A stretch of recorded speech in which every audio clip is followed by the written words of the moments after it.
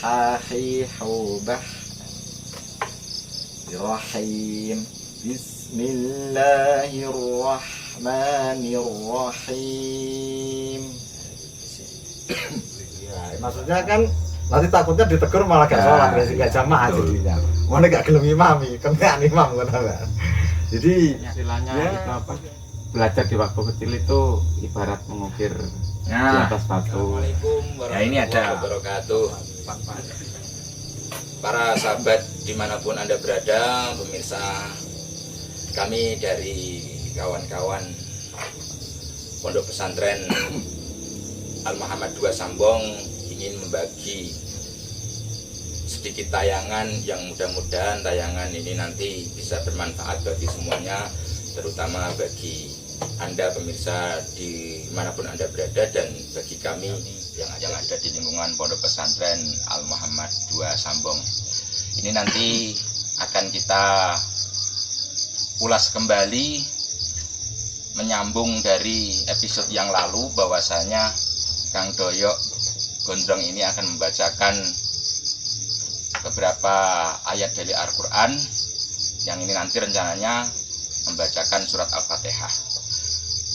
Dari pembacaan surat Al-Fatihah yang akan disampaikan oleh Mas Doyok Gondrong dan nanti akan dievaluasi lagi oleh Gus Husen dari sisi tajwidnya maupun makhorijul hurufnya, sifatul huruf dan lain sebagainya.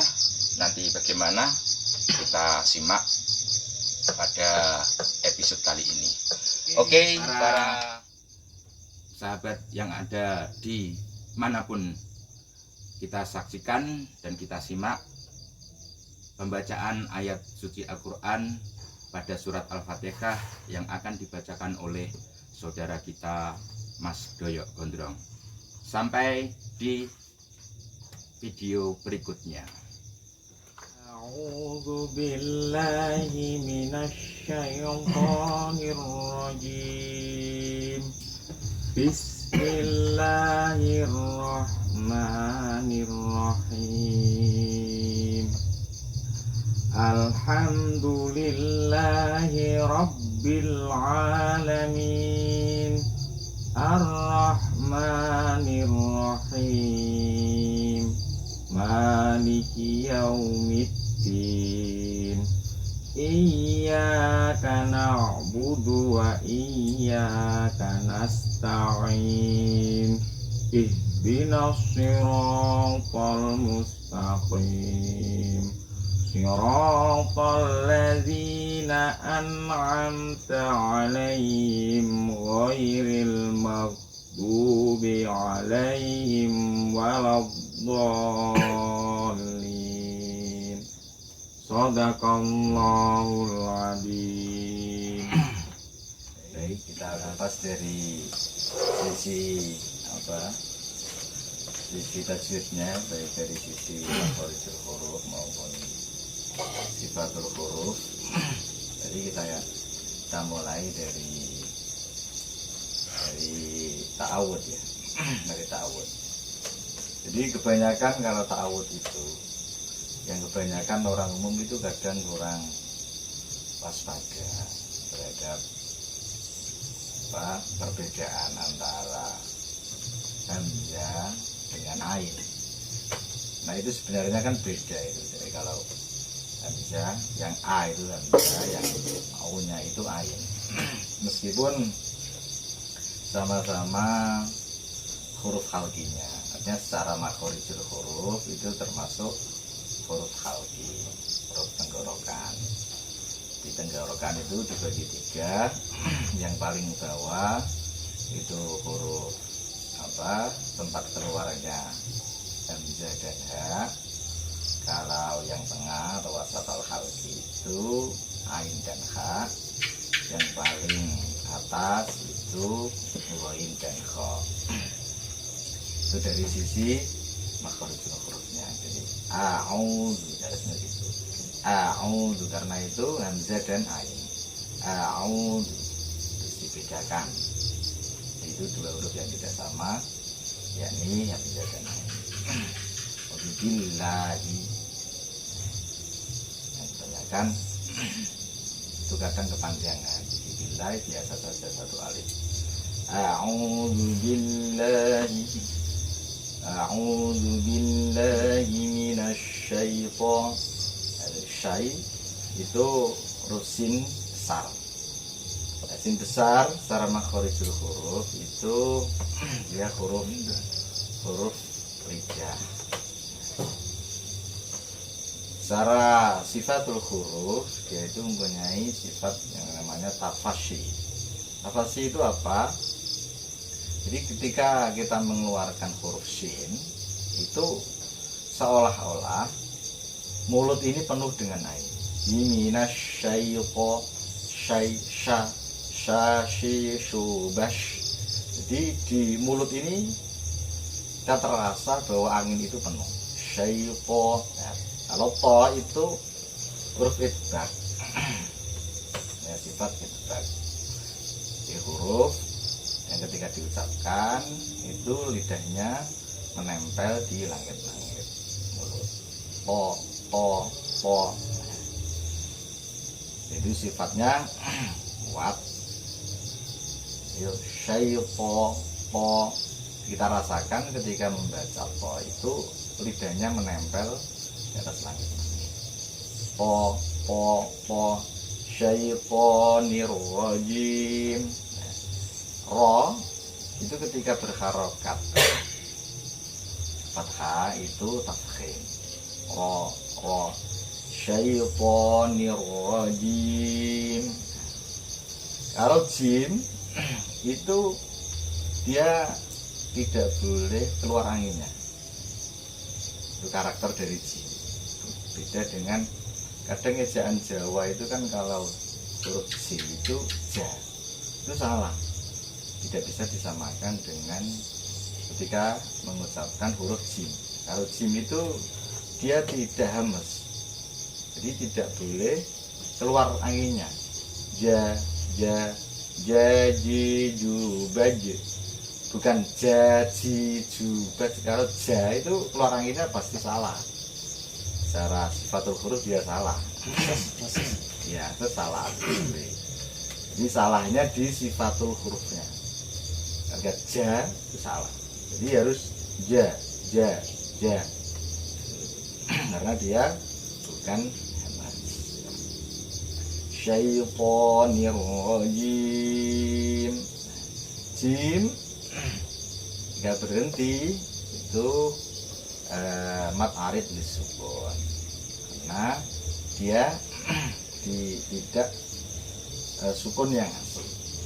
Jadi dia berhenti itu karena memang kita baca untuk berhenti. Makanya pilihannya nanti kalau mat alif disukun itu panjangnya bisa 1 alif, bisa 2 alif, bisa 3 alif. Jadi mat alif sukun itu panjangnya pilihan sama dengan mat lain, mat alif disukun. Terus mengenai alhamdulillah. Pertama alhamdulillah tadi a itu hamzah. Yang mana tadi saya jelaskan jika hamzah itu huruf khalqi yang paling bawah atau pangkal daripada tenggorokan.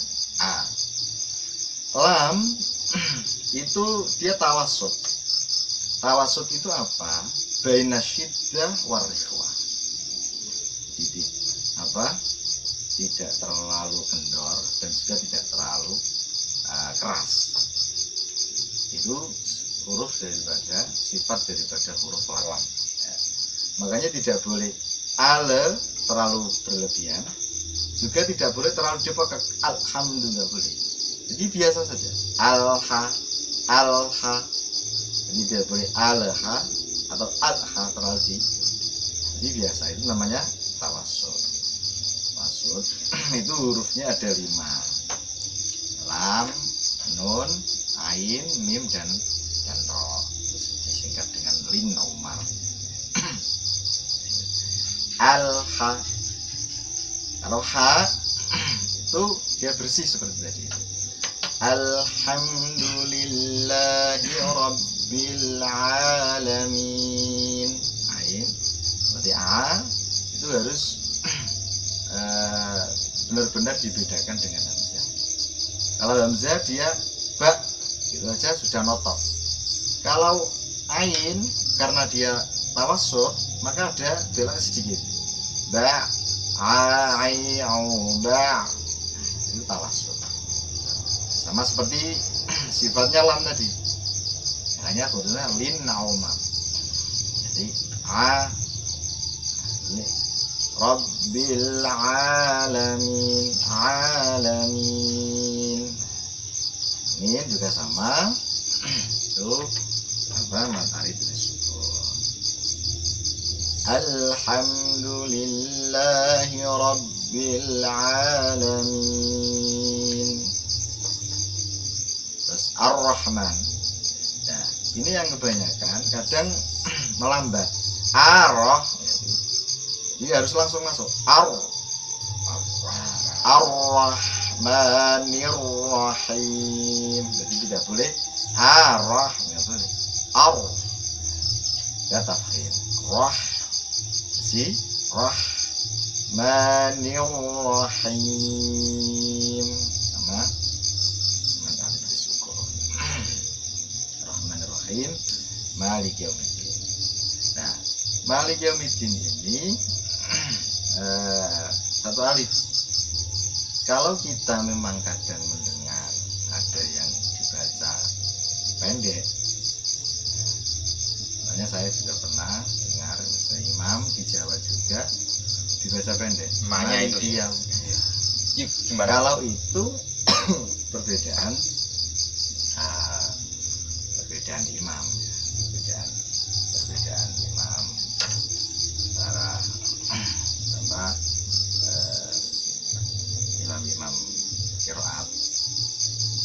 Tapi yang benar yang gimana? Maksudnya untuk acuan kawan-kawan ini loh di rumah, terutama kaum nahdiyin ini. Jadi sebenarnya itu banyak apa di antara masing-masing imam itu ya nyuwun sewu ya. Kadang di antara imam itu imam qiraat banyak yang membaca pendek juga. Tapi karena saya itu Syafi'iyah dan kebanyakan itu dari apa di antara masyarakat kita itu baca satu alif, ya udah biar tidak kontroversi ya satu alif saja.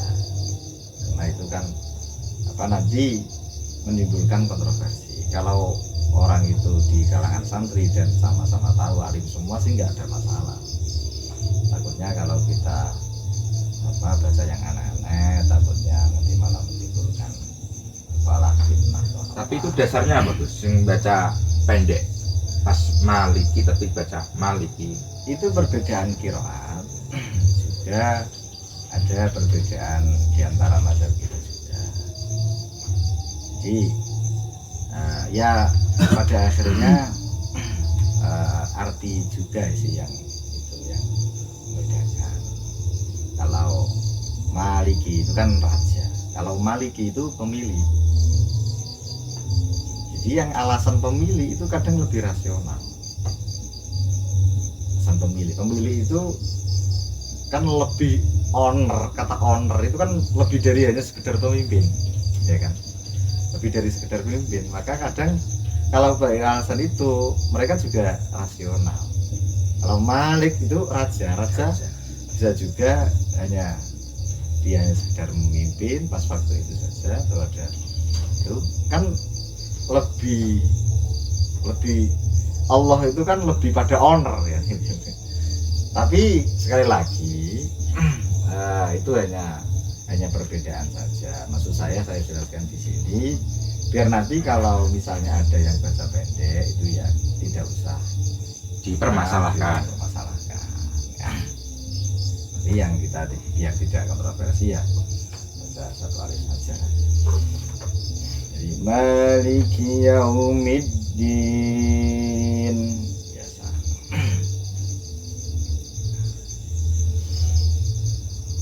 Maliki kaf, nah kaf ini kalau dari sisi makhorijul huruf itu dia pangkal lidah sama dengan kof.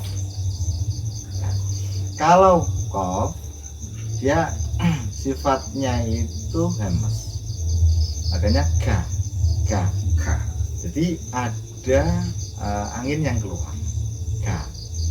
Tapi ada yang perbedaan ulama ketika dia dibaca dalam keadaan hidup itu tidak keluar. Maliki itu juga dibenarkan.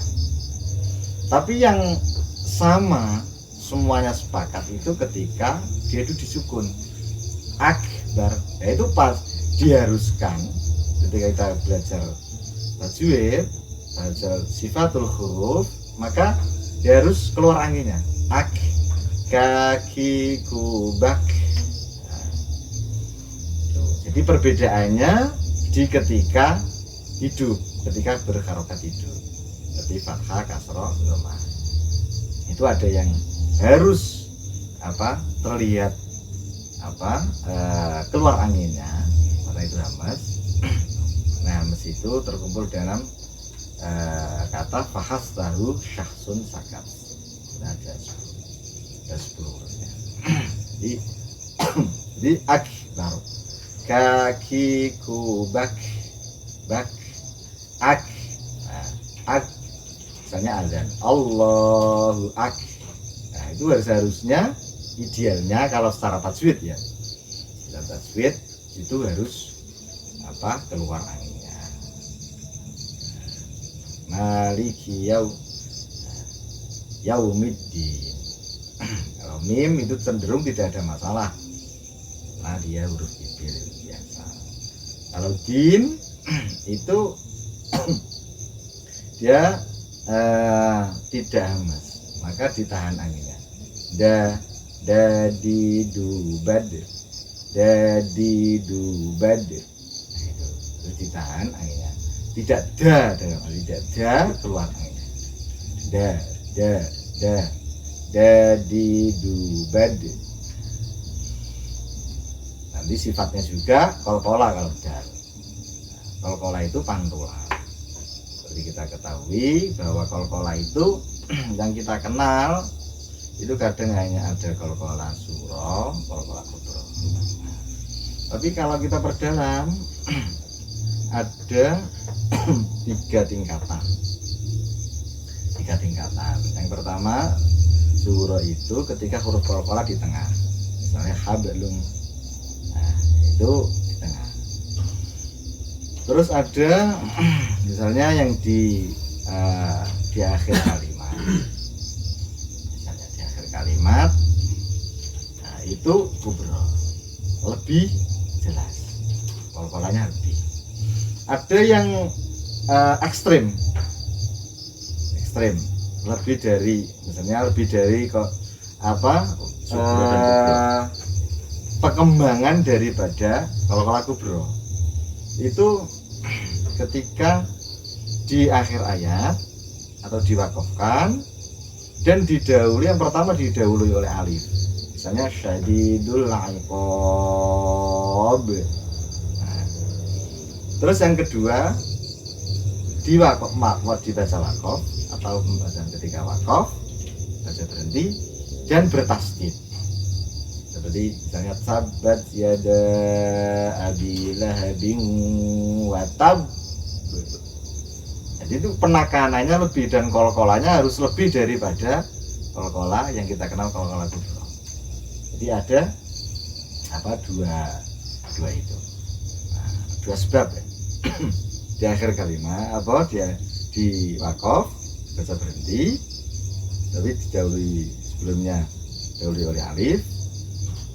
Terus yang kedua dibaca wakaf dan ketika tasdid, berarti tabas itu ya.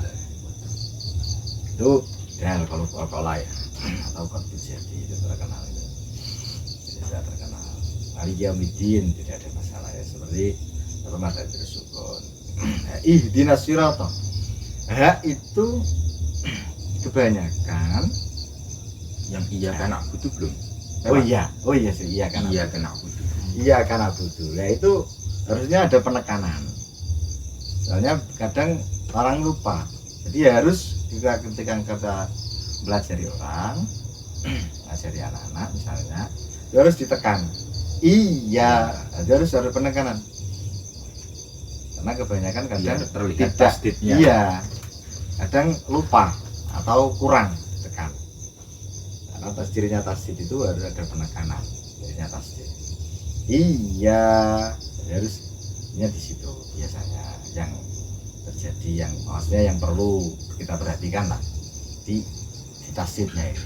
Iya, karena budu sama tadi, tawassut, budu wa iyyaka nasta'in. Ini ada masalah ya. Kalau ha itu yang kadang kita lupa, itu tidak keluar angin. Jadi kayak suara kadang diremehkan. Dinas. Sekarang pulang. Seperti hak ya berarti Iya. kadang orang Terus terutama di lafadz Allah. Saya kadang ketika lafadz Allah ketika dia wakaf kadang lupa. Ya, misalnya min dunillah.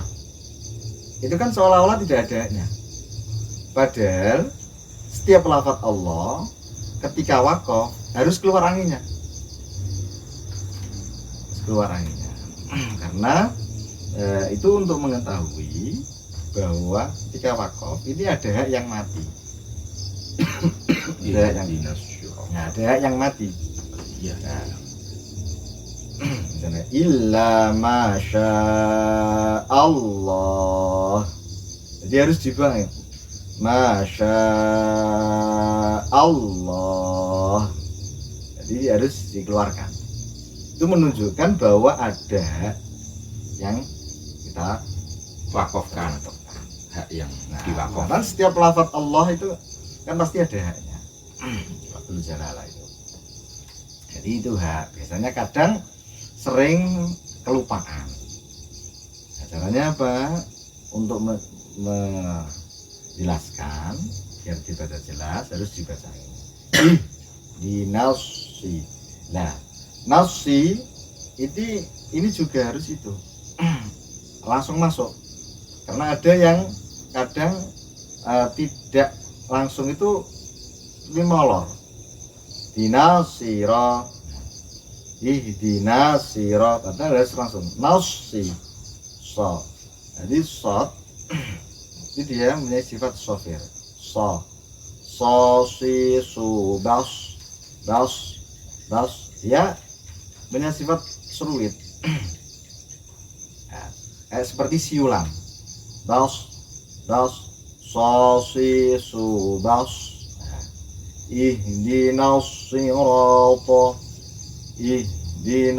siratal mustaqim. Seperti tadi dia huruf itbaq. Itbaq itu apa? Maksudnya ketika membaca lidahnya itu menempel di atas. Jadi harus benar-benar kuat. Balto mustaqim. Qaf. Nah, qaf ini dia itu pangkal lidah, bukan huruf khalqi. Karena kadang orang itu kalau terlalu melebih-lebihkan, sehingga kadang mengucapkan qaf itu kadang susah, karena seolah-olah dipaksa untuk sebagai huruf khalqi. Itu yang salah. Ko ya, kan maksudnya kadang orang terlalu berlebihan, dikiranya itu huruf khalqi, padahal itu pangkal lidah. Dia di atas, sama dengan qaf dan kaf itu satu makhrajul huruf, satu tempat keluarnya huruf. Nah, itu sama, cuma sifatnya yang beda. Sifatnya jelas beda. Kalau qaf dia mempunyai sifat-sifat yang kuat, kalau kaf cenderung dia tidak kuat. Jadi pangkal lidah mustaqim. Siratal ladzina an'amta. An'amta itu harus dibedakan. An'a. Kalau yang pertama hamzah, Yang kedua ain. An a an'amta. Harus berhati-hati karena beda huruf. Oh, berarti An. kaf dengan kof satu Satu makhorijul. makhorijul huruf, cuma Cuman beda beda sifat. sifat. Makhorijul huruf itu tempat keluarnya huruf. Berarti Kalau dengan sifatul huruf itu memang sifat-sifatnya, karena setiap huruf itu mempunyai sifat. berarti seperti yang apa di ayat wataraku kafo itu satu huruf satu makhorijul huruf ya. Iya. Wataraku kafo ima. Nah, makanya ada misalnya kayak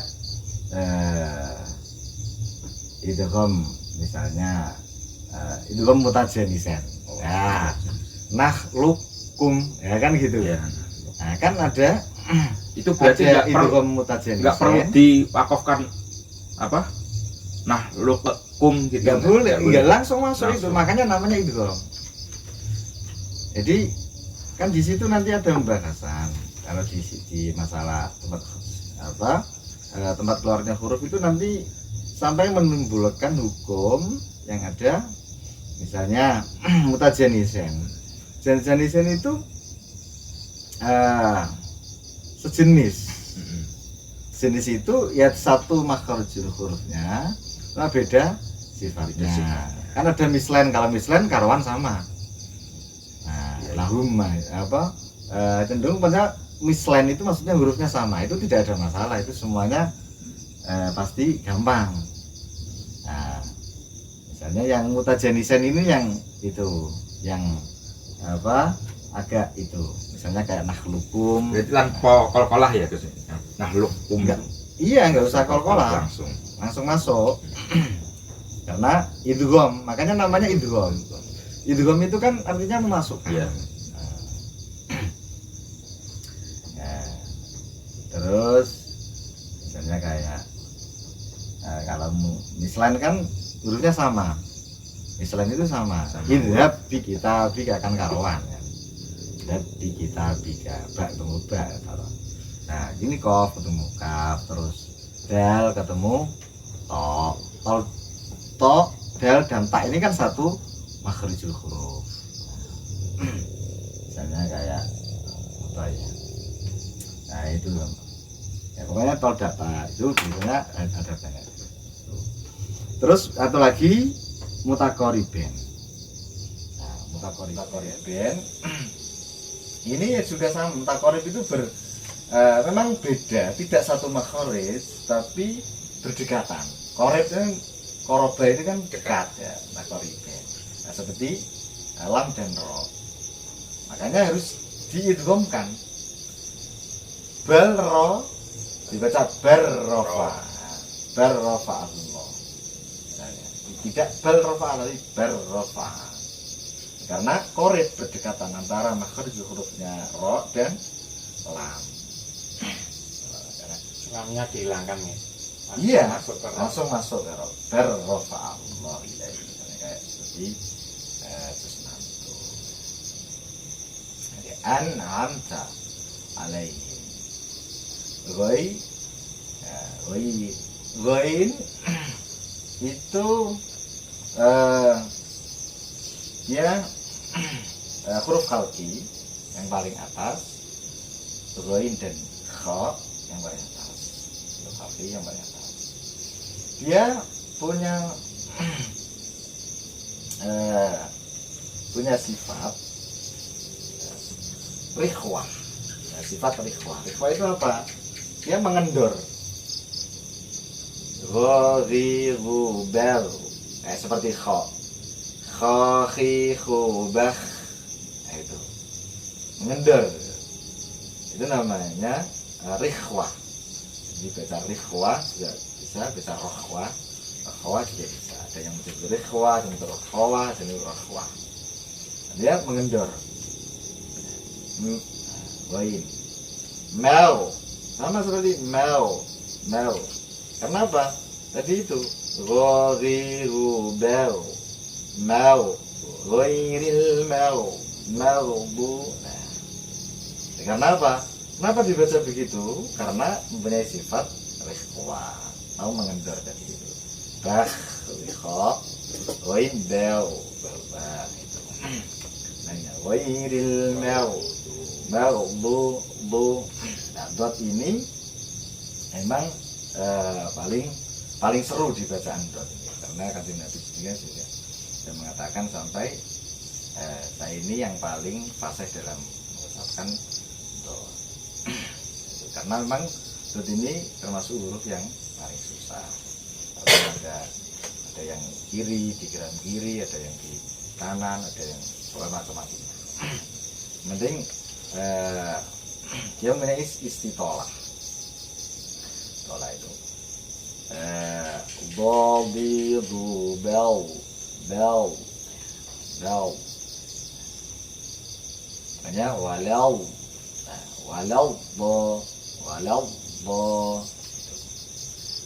maghdubi ghairil maghdubi alaihim. Tidak ada masalah. Walau dolin ini yang sering kadang bermasalah. Jadi harus dimasukkan dulu. Walau. Kenapa begitu? Karena dot ini ketika memasukkan menghadapi huruf dot yang punya sifat semuanya itu kuat. Makanya walau do setelah panjang, karena ini ini lazim ya. Lazim kenapa? Karena itu ada matabi'i, ada matabi'i lah katakanlah. Karena kan alif sebelumnya fathah, ya sukun sebelumnya kasrah, wawu sebelumnya dhamma. Itu ketemu dengan tasdid. Ini lazim jadinya. Pada akhirnya menjelma namanya menjadi lazim musaqqal kilmi atau kilmi musaqqal. Jadi cara bacanya apa? Dia panjang dulu, lazim dulu 3 alif. Tapi pasti namanya lazim itu pasti 3 alif. Walau ghairil maghdubi alaihim waladdallin. Jadi setelah panjang baru ditekan. Jangan sampai panjang tapi tidak ditekan. Dolin enggak boleh. Jadi panjang dulu 3 alif baru penekanan. Karena yang menjadikan dia itu lazim itu karena tasdidnya tadi. Nah, ketemu dengan tasdid. Dolin. Jadi ada sebelum masuk itu ditekan, digoyang dulu. Dolin. Ya. Kalau linya ini baru yang namanya ada tulis sukun sama dengan tadi itu. Nah, ada tulis sukun itu mati suri. Jadi mati tapi dia bisa mati, bisa hidup. Nah, makanya arit tulis sukun. Yaitu karena newcomer, dia datang baru. Tapi matinya itu tidak mati beneran. Karena nanti itu istilah sukun pun ada yang sukun asli, ada yang sukun itu memang karena dibaca sukun. Wakoh. Jadi karena ada yang tidak asli, artinya tidak asli. Nah, seperti dolin, rohim. Karena kita kalau kita biasa tidak jadikan arif tulis sukun, kan dia jadi matobi biasa. Dolin. Misalnya Bismillahirrahmanirrahim. Alhamdulillahi rabbil alamin arrahmanirrahim maliki yaum. Nah, kan gitu. Jadi itu akhirnya jadi matobi. Kalau kita wasol di matobi itu makanya namanya tidak sukun asli. Karena apa? Karena bisa diwasol. Nah, kalau diwasol kan dia jadi matobi biasa. Gus, kalau pada ayat yang ini loh, apa? Nanti Siun Sewu. Iya. Nanti untuk penjelasan mat itu ada penjabarannya sendiri. Karena mat ini sebenarnya dia itu gampang. Karena apa? Karena nanti kan nanti mungkin di season selanjutnya. Iya. Karena akhirnya bertemu dengan nanti ada sukun, dan juga ada bertemu dengan hamzah. Jadi penyebabnya ini dua yang kebanyakan misalnya. Jadi ketemu dengan hamzah, sukun ini nanti ada dua, nanti ada yang sukun asli, ada yang tidak asli. Nanti penjelasan itu sudah sendiri. Gimana Mas? Nah. Tanya Gus, untuk pada ayat yang iya kan na'budu wa iya kan nasta'in, kalau diwasalkan itu dibaca nasta'inuh atau nasta'inih? Nasta'inu. Sebab kadangkala pernah dengar orang yang iya kan na'budu wa iya kan nasta'inih dinas siratan. Itu kan berarti salah ya Gus? Salah. Yang benar kan langsung di ya karena dia non itu apa tidak yang dibaca nasta ini itu karena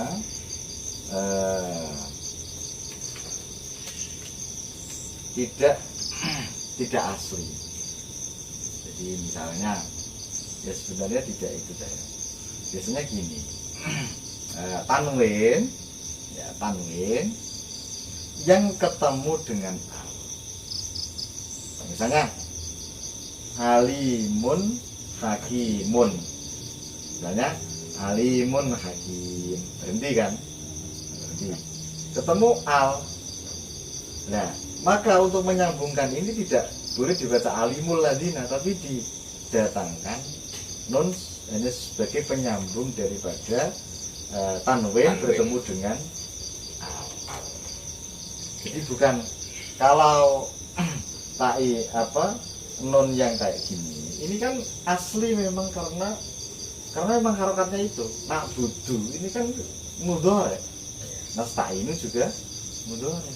Ternyata memang kadangkala sering ada di acara atau tahlilan ataupun bahkan sholat taraweh, saya juga pernah dengar gitu orang cepat kan, biasanya kalau bacaan taraweh kan cepat. Nah itu memasukkannya kok dibaca apa nasta'ini, tapi kan tidak enak kalau di forum seperti itu kita menyalahkan atau gimana gitu. Ya. Jadi mungkin ini juga jadi media pembelajaran bagi ya saudara-saudara yang ada di rumah lah. Ya memang karena secara nahwu dia mahal rofa, ini ya rofa biasa. Dia ya memang doma, nak budu, nasta'inu. Jadi ya kalau ini itu ada begini, misalnya kayak farhabuni, fatakuni itu biasanya gini. Nah kalau ini nanti bahasanya panjang, misalnya ini ya, ini kan ada farhabuni, ya, fatakuni. Kita tidak terasa ini sebenarnya dibaca nih, karena yang kebanyakan itu kan jamak mudzakkar salim. Non di akhir kan biasanya kebanyakan kan jamak mudzakkar salim, misalnya kayak musyrikun, mukminun, mukminin kan gitu, sholihin misalnya kan jamak mudzakkar salim. Kalau itu memang fathah, itu memang rata-rata fathah. Cuma kalau ini farhabuni ini kenapa kasroh? Karena dia itu sebenarnya membuang ya mutakalim. Oh gitu. Iya. Karena fataku dia sira kabeh ni ingsun Allah maksudnya. Bukan yang mutakalim. Kalau ini memang benar fataku nih. Tapi ini hanya ayat tertentu. Ini karena apa? Kalau alasannya sebenarnya hadus. Jadi membuang ya mutakalim. Dibuang. Tapi ayat kayak gini nih jarang. Yang kebanyakan kan udah mudzakkar salim kebanyakan. Kalau mudzakkar salim ya warfa biwa warfa biya juruwan sibi. Sebenarnya apa tuh Gus konsekuensi apabila dalam membaca ayat Al-Quran itu terjadi kesalahan baik yang ringan maupun yang berat, bahkan ya dalam segi tajwidnya lah, itu secara konsekuensinya apa bagi pembacanya biar orang ini tidak takut ternyata kok berat amat ya dalam membaca Al-Quran, pengen belajar baca Al-Quran kok Jadi caranya sulit bacaan banget. atau kesalahan itu kan ada dua, ada yang jali, ada yang khafi. Kalau jali itu yang memang benar-benar kelihatan, orang umum pun tahu kalau itu salah. Biasanya pembaca yang kalau dari segi huruf itu kadang sampai menjadi misalnya kalau saya mengganti harokat misalnya, kan tentunya kalau harokat dalam Al-Quran itu fatal. Misalnya gini, an'amta, baca an'amtu fatal kan? Nah, itu resikonya. An'amnya siro Muhammad. Oh, maksudnya gitu ya. Berbeda arti. Nah, Artinya berbeda. iya artinya bisa berbeda. Iya, Cuma gini, yang jali bisa saja meskipun tidak apa ya, tidak harus harokat. Misalnya ada huruf yang dibaca sangat ekstrem perbedaannya. Artinya orang awam pun bisa bedakan lah bahwa ini kok aslinya H kok dibaca kok aslinya A dibaca ini. Artinya kesalahannya itu kelihatan umum. Itu kalau itu ekstrem itu resikonya bisa merubah makna. Karena Al-Quran ini kan maskot ya, dan wahyu, maka ini peraturannya sangat berbeda dengan bacaan apapun yang ada di dunia. Karena ini kalamullah, maskot ini mutlak kebenarannya. Nah, kalau khafi itu ya mungkin salah dalam sifatul huruf, dalam makhorijul huruf ya, misalnya kayak hamzah dibaca ain agak kurang sifatnya, panjang pendeknya kurang ya. Itu makanya disebut khafi, artinya kesalahan yang ringan. Tapi kalau misalnya kita di umum ya Mas, kalau orang itu di masa pembelajaran ya memang harus betul, seperti pondok pesantren, TBG ya memang harus dibetulkan benar. Tapi beda lagi psikologinya nanti ketika di umum, misalnya di musola kok kita dengar kok misalnya penyemanya kok kurang ya. Tentunya kan kita tidak bisa sama kita salahkan seperti yang kita santri kita kan gitu. Kita tegur nggak boleh. Iya, maksudnya kan nanti takutnya ditegur malah gak sholat yang kita jamaah jadinya. Mana gak gelem imami, kena imam kan. Jadi ya pada akhirnya itu ya kembali kepada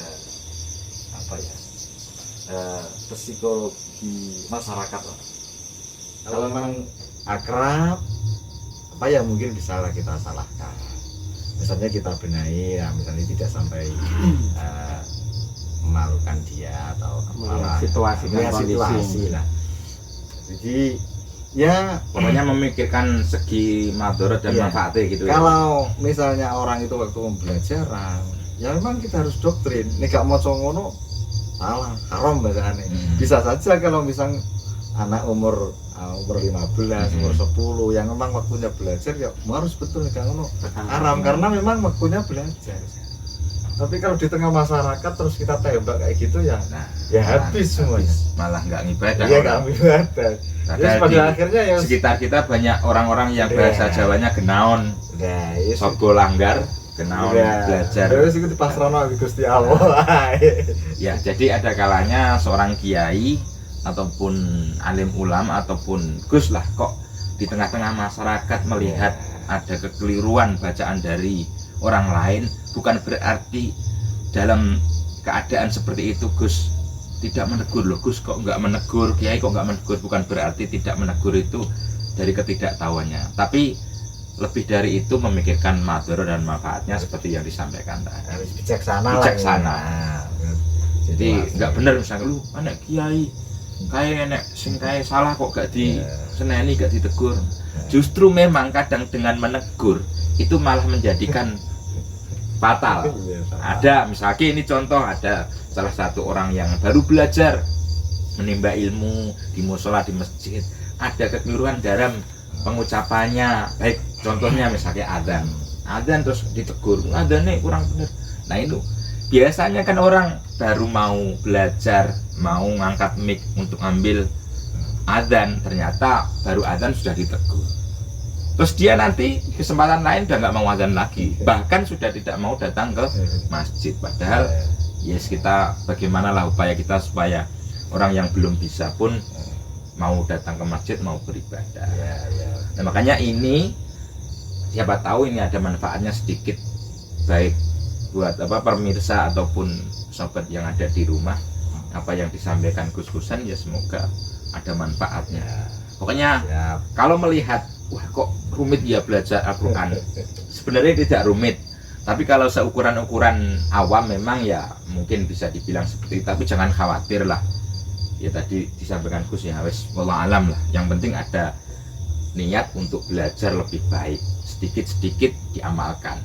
Itu ya Gus ya. Siap. Jadi apa yang telah dipaparkan Gus Husen semoga bisa menjadi kita lebih terbuka akan Al-Quran dan ilmu-ilmu yang terkandung di dalamnya. Dan memang belajar tajwid itu ternyata lebih baik dari kecil. Kalau Mas Doyok Gondrong dari usia berapa Mas belajar Al-Quran? Ya dulu kecil ngaji, cuma yang ngaji kalau Ngaji itu ya di kampung-kampung gitu ya. Nah ya ternyata kalau melihat seperti ini sangat besar manfaatnya kalau lebih baik sedini mungkin orang tua itu mengajarkan anaknya dalam membaca Al-Quran sesuai dengan ilmu tajwid. Jadi gitu aja sementara, sudah ya Gus ya, sementara season ini sudah, nanti kita teruskan di season-season berikutnya. Oke. Juga mungkin pembahasan lainnya. Sementara untuk season kali ini yang ada dari Pondok Pesantren Al-Muhammad 2 Sambong kita cukupi sampai saat ini. Intinya gini, jadi bisa saya simpulkan, nanti kalau kurang tepat dikoreksi Gus. Kesimpulannya seperti yang pernah tadi saya sampaikan, mendidik anak itu dalam membaca Al-Quran memang harus sedini mungkin. Bahkan belum bisa bicara pun harus kita ajarkan. Tapi cara mengajarkannya ya harus benar, ya Gus ya. Ya harus masa ngajar gak Nggak benar. paling tidak harus benar. Meskipun anak itu nanti dalam mengucapkan belum fase. Ya. Jangan terus dari belum fasenya anak yang ngajarkannya juga ikut Iya. di nggak fase-fasekan itu Iya. ya kurang tepat. Makanya istilahnya itu apa? Belajar di waktu kecil itu ibarat mengukir di nah, atas batu. ya ini ada Fatwa dari fatwa dari kami. Kan itu biasanya kan kalau kita SD belum bisa ngaji masih enak disuruh. Iya. Tapi menginjak SMP apalagi SMA, dia ngaji bareng yang usia itu kan malu. Ya, betul. Ditekankan dari kecil, dan itu pun peran dari orang tua juga. Ya betul, ternyata belajar di waktu kecil bagai mengukir di atas batu, tapi kalau belajar sudah tua bagai mengukir di atas air. Makanya sedikit-sedikit apa yang sudah kita terima dari Gus Husen ini tadi, maka kita amalkanlah. Ya sebisa kita nggak usah semuanya, misalnya semuanya kok susah ya, yang bisa aja kita amalkan. Al ilmu bila amalin kasyajaru bila samarin. Begitu Gus ya. Itu mudah-mudahan bermanfaat. Itu aja untuk pertemuan kali ini. Semoga bisa bermanfaat terutama bagi kami semua dan bagi Anda sobat yang ada di rumah. Demikian kami sampaikan dari Pondok Pesantren Al-Muhammad 2 Sambong. Kita cekapi, kita cukupi sampai di sini. Kita berlanjut lagi ke episode yang berikutnya. Jangan lupa like dan subscribe, komentar, kritik dan saran sangat membantu untuk kami semua. Oke, wassalamualaikum warahmatullahi wabarakatuh.